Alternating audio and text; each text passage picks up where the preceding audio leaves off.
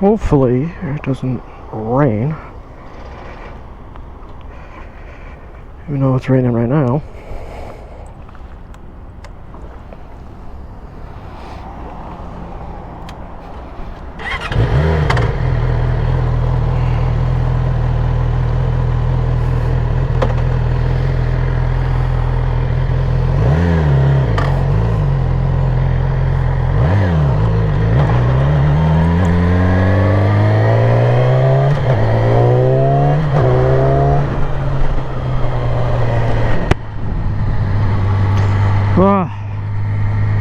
Jeez, another gloomy day.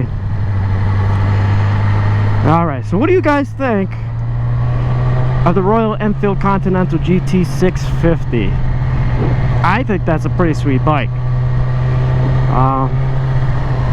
I'm considering one.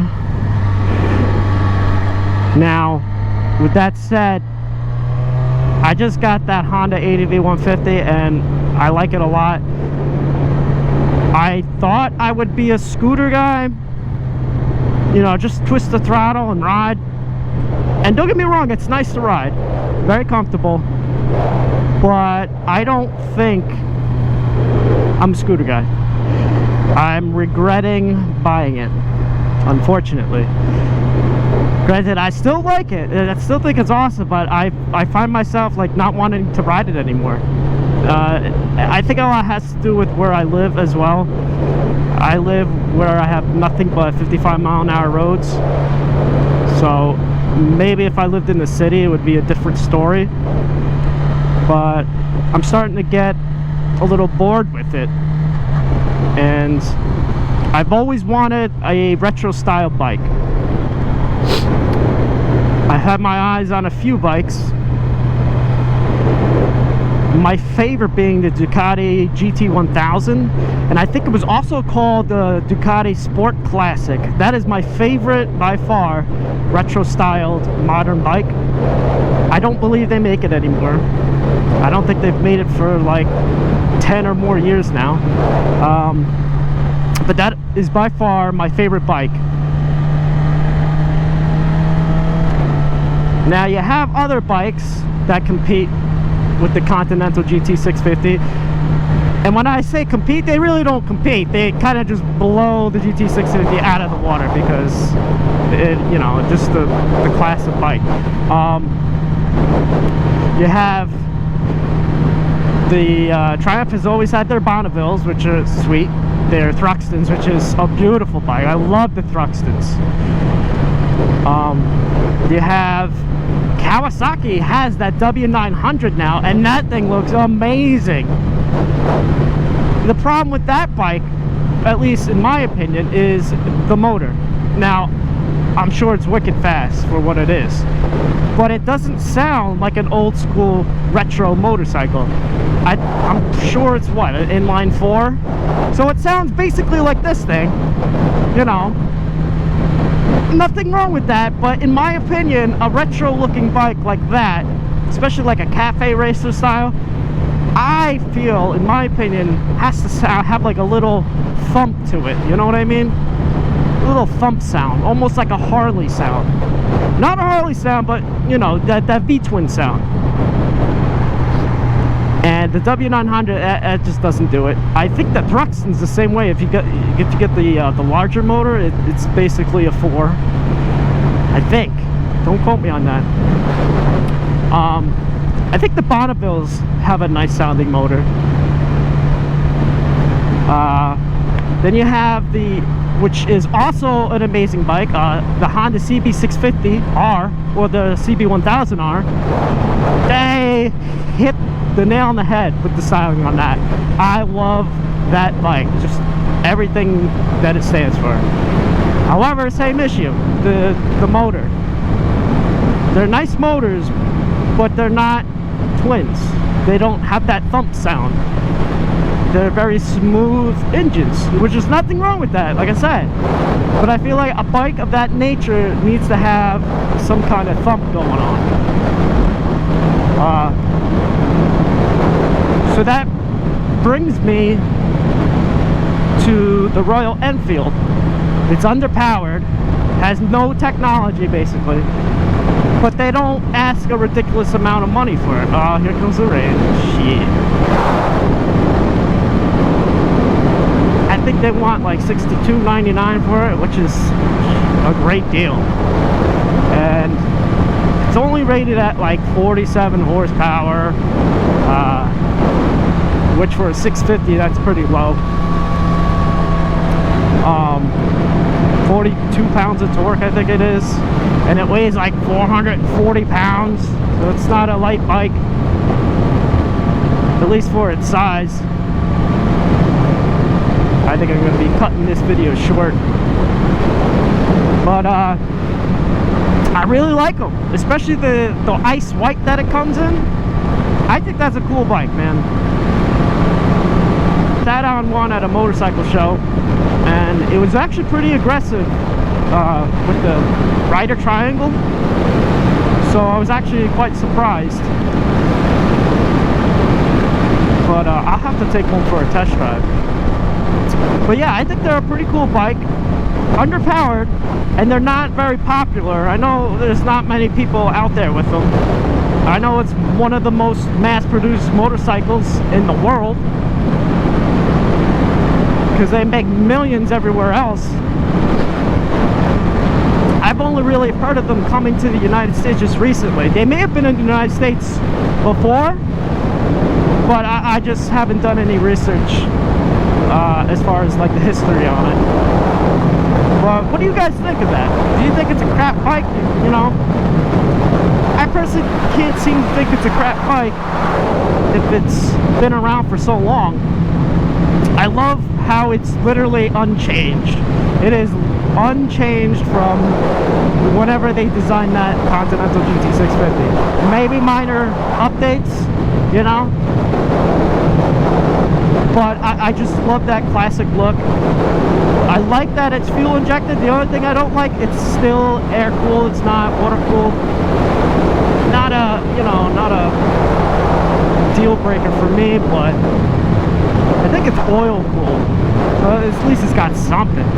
But yeah, it's not a deal breaker to me, considering most Harleys are air cooled still. Their classic line is pretty cool, but that's just way too underpowered. I think they have like 500s in them, but they only make like 20 horsepower. The Himalayan is also a sweet bike, but again, underpowered. What is that, a 300 or 400? But that only makes like 20 horsepower. And they're all heavy bikes. They don't use like high-tech materials. Very basic, heavy materials, so it's a heavy bike. Which, you know, it is what it is. But they have that nice sound, that thump sound that I love. I love that thump sound. You can't beat it. I'm using a new GoPro mount. The other one I had was, you just stuck it on to the helmet, to the side of the helmet with double-sided tape, which is great. It was great for a little bit until it got really hot out. I don't mind riding in like 90 to 100 degree heat, but that tape, it did bind it. So it fell off. Thank God it didn't like fall completely off, and I didn't lose my GoPro. I was able to save it actually like a few times. So I eventually canned that, and I bought one of these chin mounts. It basically wraps around the chin of your helmet. And I'm trying that out. I was worried about the seal of the shield with the helmet, because the straps go underneath where that shield meets the helmet. So I was worried about the seal and maybe letting air in and creating a whistle, but it's actually been pretty good so far. So I'm happy with that, and we'll see how the footage is, if it's stable or not. Yeah, it wasn't supposed to rain today. It's only supposed to be cloudy. We got a few drizzles here. I don't know, we'll see. I might turn around in about a mile or two.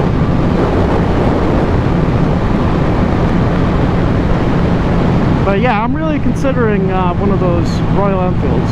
So let me know what you guys say. I know probably most of you guys can be like, nah, keep the Honda. Or just get rid of both. Or buy a real bike. But I should have listened to my own advice when I was buying the Honda. Buy a real bike. Because I just need something with gears. Like I said, it's comfortable to sit on. Comfortable to ride for hours. But I miss having gears, and it's a little underpowered for where I live.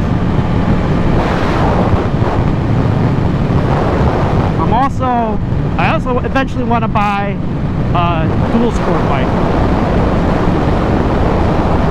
Now, I don't know what the hell I want as far as that is concerned.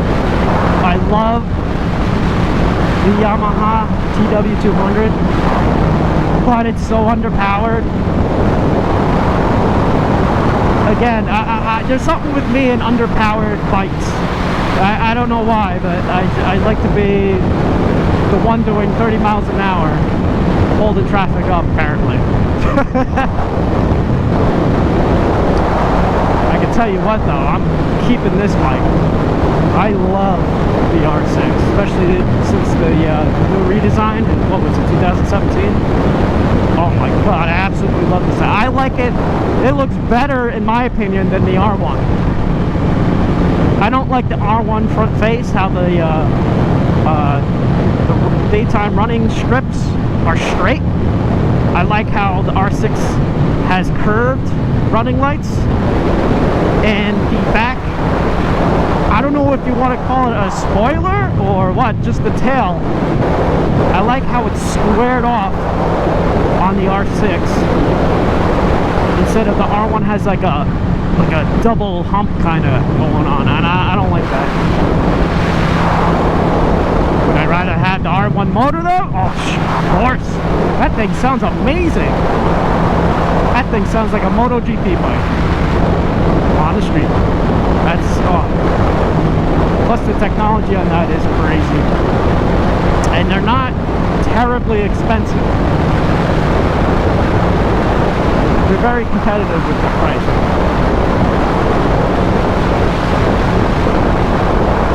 But I have the 2019 R6 in blue. I don't know what their blue is called.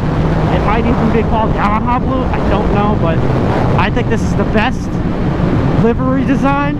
It's like 3/4 of the bike is black, and only like the tank and the front fairing, I don't know what you want to call that, a fairing or just the bubble is blue. Oh, and the tail is blue. I think this is the best looking design out of all the gears. And yeah, I'm definitely going to be turning around and starting to rain a little bit. This bike does not do well in the rain at all. I'm still on the original Dunlop. I don't know what they're called, TP204s, or I don't know. I couldn't tell you. But they're not really made for the wet surface. I got caught a few times in the rain, and I did not enjoy it. Did not enjoy it at all. So I'm going to try and be somewhat smart and turn around up here. I should have been 100% smart and not, you know, gone out at all, but here I am. This is the most aggressive bike that I've owned as far as like rider triangle. And at first when I got it, I couldn't ride more than like 10 minutes. My back hurt, my wrists hurt, my knees hurt. Oh my god, I was just sore after riding this thing. But now that I've had it for,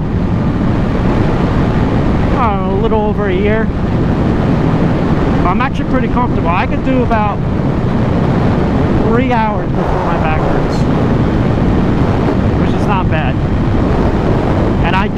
awesome gas mileage. Oh my god, I don't know. If this thing is accurate, my average is usually around 47, 48 miles per gallon, which they rated at 42 from the factory. So, I mean, if this thing is accurate, that's amazing. I know I do go on pretty long rides, and I fill up the next day thinking that, like, I'm almost empty, and I only put, like, a gallon in, and I'm like, what? So I definitely ride this thing like grandma, for sure. But I'm not a Rossi, I'm not your, you know, I'm not gonna be doing crazy illegal activities. Alright, let's go. Quick shifter action.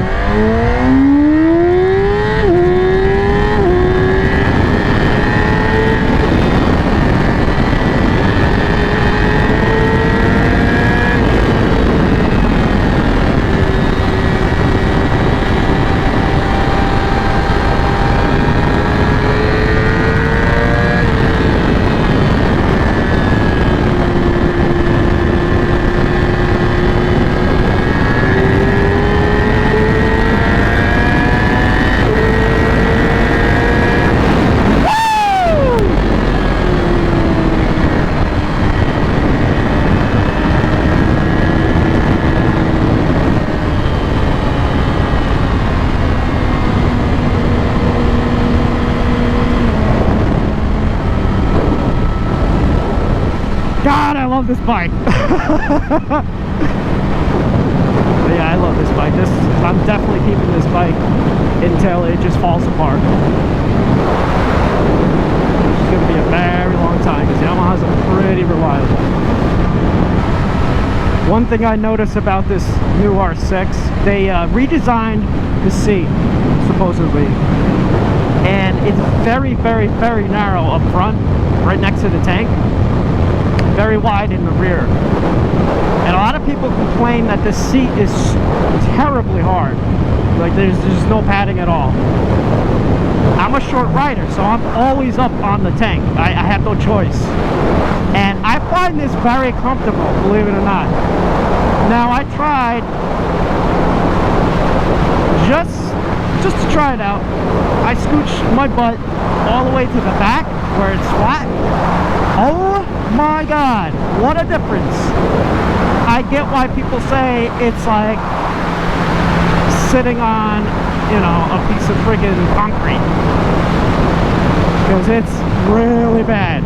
This bike is actually more comfortable to sit right up on the tank, 100%. And that's weird, because that's the most narrow part of the seat. But at least for my stature, I'm only like, what, 5'6" on a good day? Oh, perfect, comfortable. My butt actually doesn't hurt. Everything else hurts, my butt doesn't though. But yeah, the rear section of this seat,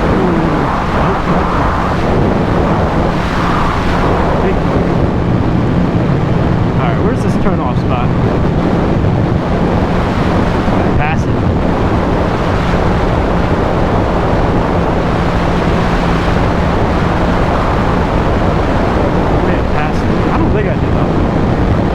Turn around and I'll do some quick shifter action. But just quick shifter's alright. I wish they had auto downshifts. It's just upshifts, unfortunately. Oh! I think I did pass. What, did I really pass it?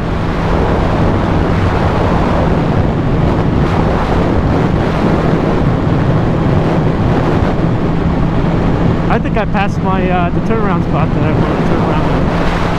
Whatever, there's one coming up here. I'll do that one.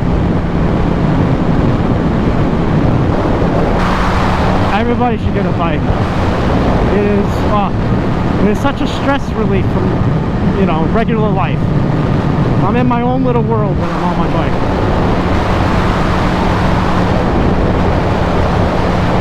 And that goes for any of my bikes, really.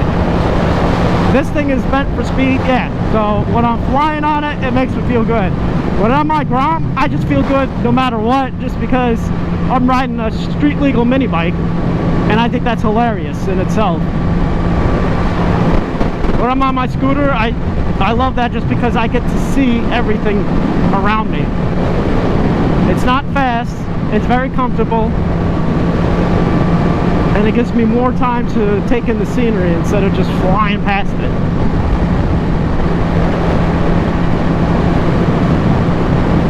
And my Buell, yeah, well, that thing is still for sale. If anybody wants it, $1,500. Buell Firebolt XB9R 2007 with about, I think, what, 4,000, 4,500 miles on it. Low mileage. Can't get rid of the thing. I don't want it anymore. It's hard to find parts. It's a cool bike, but it's just hard to find parts for it. Also, it's way too loud. It's got a Harley motor in it, and the previous owner put I think it's a Jardine exhaust, but they also gutted. If it had a catalytic converter, they gutted it. I don't know if it was a catalytic converter or it's just the muffler that they gutted, but it's basically just a pipe now, and it's way too loud. It's absolutely way too loud. And that's why I still have the stock pipe on the R6. I think it sounds awesome with the stock pipe.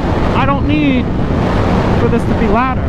The only thing I would want is the pipe to look a little different, because the can is so huge on the R6.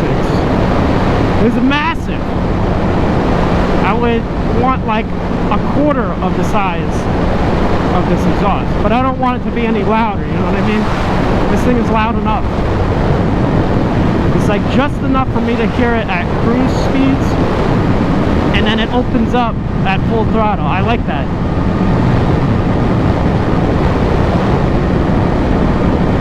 But yeah, if anyone's interested in a Buell, hit me up, because I don't want it. It's a fun bike. It actually gets pretty decent gas mileage, believe it or not, especially for a Harley motor. But it's just not my style. It is my first bike that I bought back in 2008, 2009.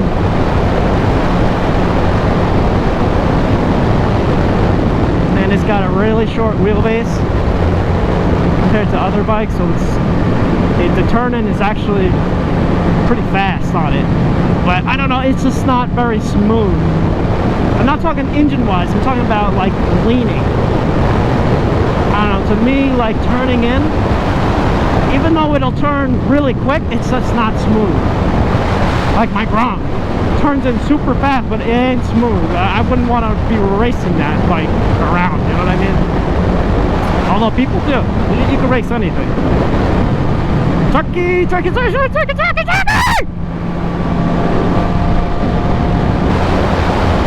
I think you heard me.